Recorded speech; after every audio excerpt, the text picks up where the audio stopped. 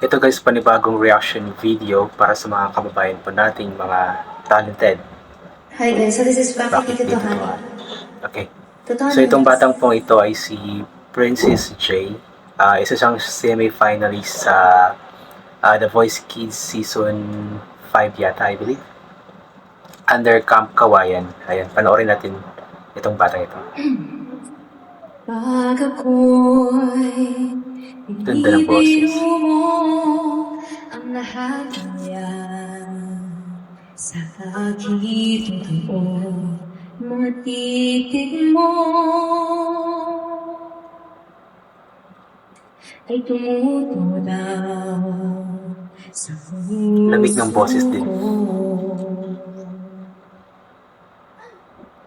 Pag ako'y nasa Grabe. tabi mo ay kay lakas ibang ka ba sa titi ko ang hiling ko lang Grabe, sana'y ang ganda. malaman na ang puso ko'y sawa na sa biruan.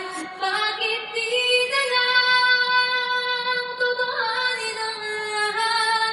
Ang kailangan ko'y paglingap dahil habang tumatagal ay lalo kong natututunang magmahal. Ang lamig ng kanyang boses. Mas napakaganda pa niya. Napakagaling na bata. Then ano siya, medyo jolly-jolly.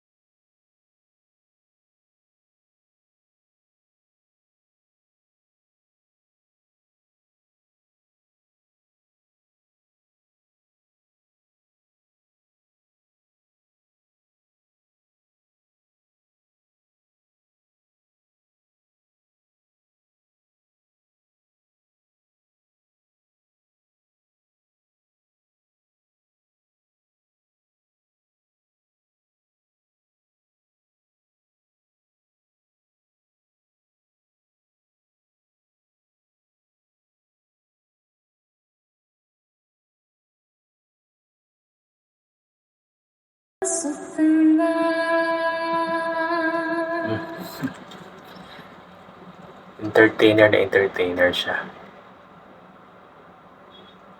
Bye everyone, thank you for watching. Please like, share, and follow. Bye! Ayan nga po guys, napakagaling po na bata. Napakaganda pa niya. Ayan. So, napakaganda na niyang bata. Napakaganda pa ng kanyang boses. Napakagaling niyang kumanta. So, yun po ay si Princess J. Inuulit ko nga po, dati po siyang contender ng The Voice Kids Season 5. Semi-finalist siya under Camp Kawayan. Ang kanyang coach ay si Coach Bambo. So, napakagaling na bata guys. Lamig ng kanyang boses. Grabe ang lamig ng kanyang boses, no? Tapos chillax na sila sa yung pagkakanta niya. Then meron siyang mga jolly moves na nakakapag-entertain o dagdag entertainment sa mga tao. So, overall guys, magaling siyang entertainer. The best siya, the best. Di ko alam kung anong update sa kanya ngayon, kung may mga gigs ba siya or sumasali pa ba siya sa iba pang mga contest aside sa nasalihan niya dati sa The Voice Kids. But we are hoping na sana balang araw muli natin siyang makita sa timpala or patimpalak sa national TV competitions. Sana muli siyang makabalik sa The Voice.